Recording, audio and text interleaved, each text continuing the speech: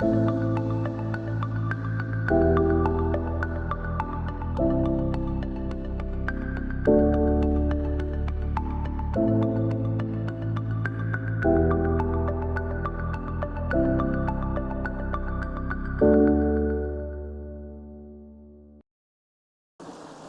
Civil Protection Agency from the Autonomous Province of Bolzano promoted this Interreg Alpine Space project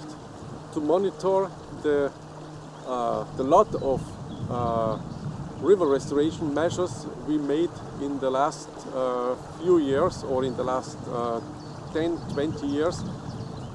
in our territory. We made quite a lot of small or larger river restoration measures, and we want to monitor our success regarding the river ecosystems, but also regarding the functions to the ecology, to the habitat, to the whole environment.